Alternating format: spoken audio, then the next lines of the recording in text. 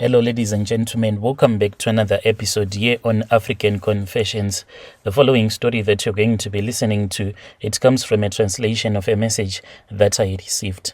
I thought that I had heard it all, but this confession that I'm about to share with you, it is quite shocking. It comes from our dear sister. This is the translation of that message that she sent to me. The translation reads like this. Hello, Brother Nanshi, how are you? Can you please post my own story and take my identity and dump it in the dustbin? Please hide my identity. Brother Nanshi, I want to confess that whenever I am dating a guy, I don't do it out of love, but I do it so that I can give that person that I'll be dating HIV AIDS. So currently I am working in our country in the prison services. I am working here in Zim.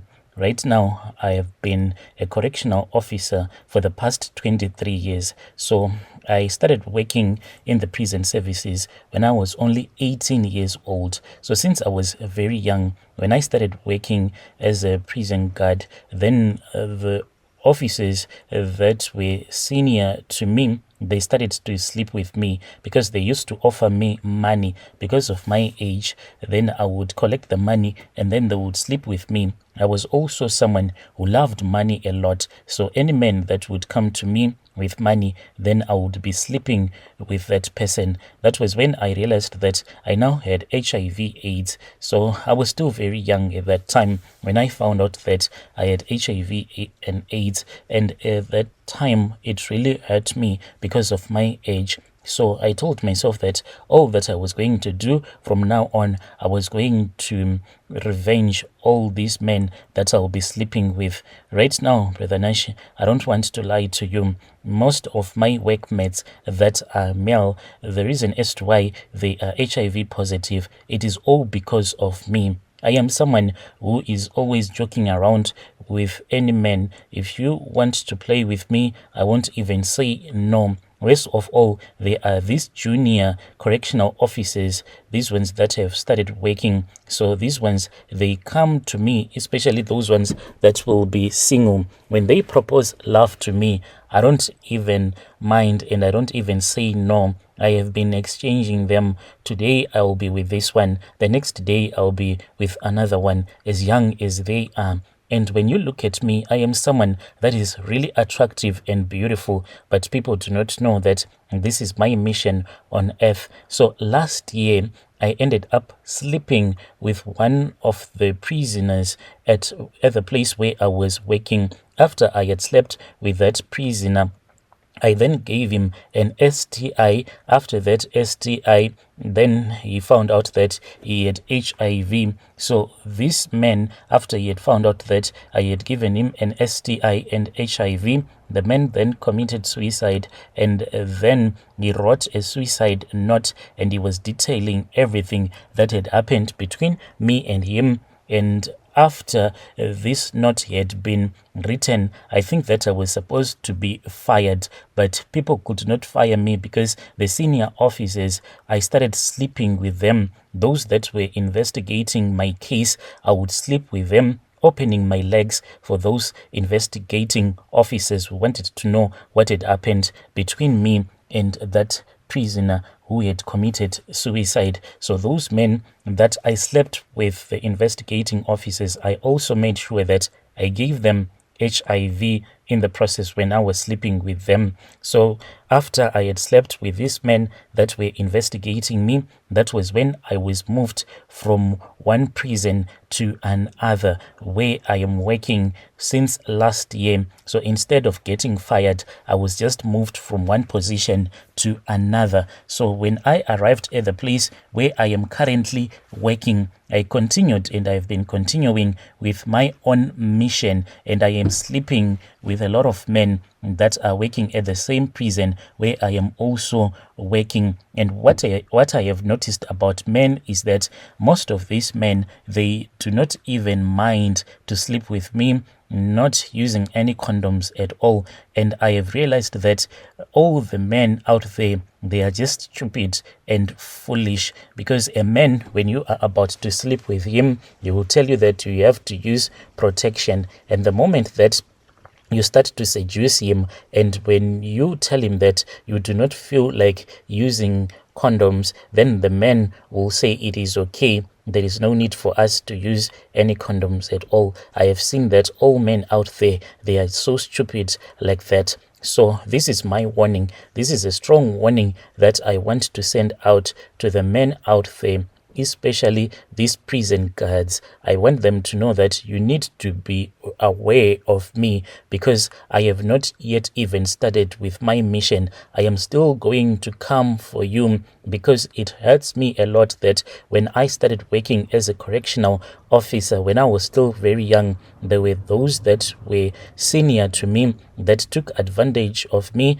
and when they took advantage of me, then they gave me HIV, and I found out that I was HIV positive. So it really broke my heart, because I did not expect that. So this is my mission. I want to make sure that all the prison guards in our country, at the end of the day, they are going to be HIV positive, because this is my revenge because of what happened to me. I want all the men to suffer just like the way that I suffered. I do not even care about marriage. I don't even care about getting married. No, I don't. And I will never get married so fast. Get married as for now, because I still have this mission that I need to complete until a lot of men will be HIV positive. Then I'll move on and I'll say that it is time for me now to get married.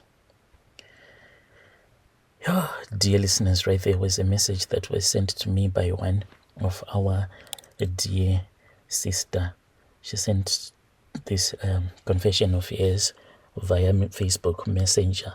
Please let us talk about this issue in the comment section. So the reason as to why sometimes I can't provide you with phone numbers of people whom you'll say that you want them to help you to do money-making rituals, it is because when you do these rituals, those that suffer, they are your relatives. You might enjoy for 5 years, 2 years, but your generation forever, they will be suffering because of those money-making rituals. So there is a story that was sent to me by my dear sister. She is suffering a lot. The message that she sent to me, it reads like this. Hello, Brother Nanshi, how are you? Can you please post my own story as hidden identity? I am a woman who is aged 32 years old. I have my own kids, but from different fathers. My firstborn is 12. I had my child. This was when my mom, after she had passed away. My mom passed away when I was 8 months pregnant, and my mom never got the opportunity to see my child. So my child is staying with his relatives, and then I have another child that I had with another man. I am the one who is staying with him. So with my second husband, we stayed together for 5 years, then we broke up. As for now, Brother Nashi, I have tried, and I told myself that since I have been trying for a very long time, it is far much better that I try to stay with a man that is mature. So I am now staying with a man that is older than I am, but I am still facing the same challenge. So Brother Nashi, the problem that I am facing in my life is that any man that I date, even if I find this guy to be financially stable, once I get involved in his life, everything will just go sideways. That man will start to experience a lot of bad luck, and his life, you will see that there is no more prosperity in his life. So even in my own case, if I find a job, as quickly as I would have found that job, then I'll get fired. I won't even be working for 3 months. Then my boss will start to hate me for no reason at all until he will fire me. If I try to start a business, maybe in the first month, I can say that my business is moving, but within the second month, you'll see that nothing will be working at all. I can say that my life became so hard.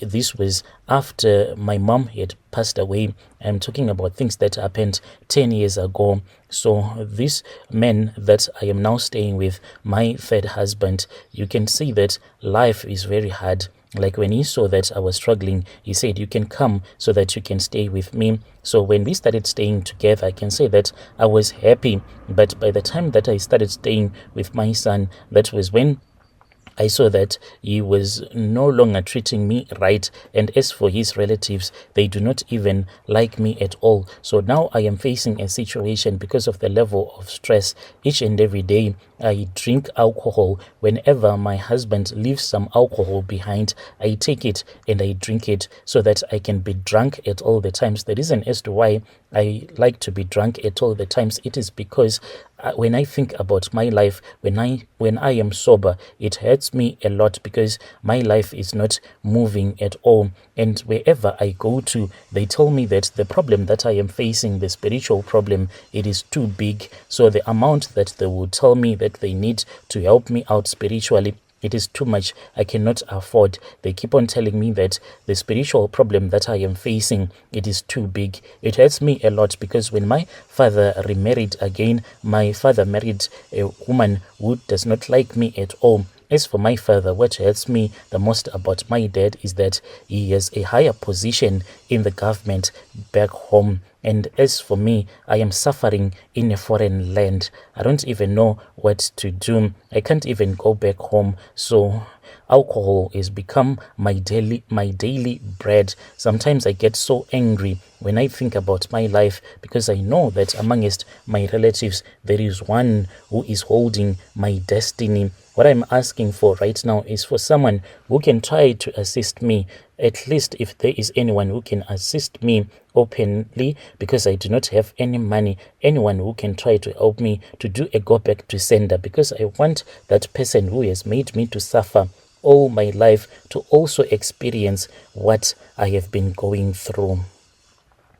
Dear listeners, right there was a message that was sent to me by one of our dear sisters. So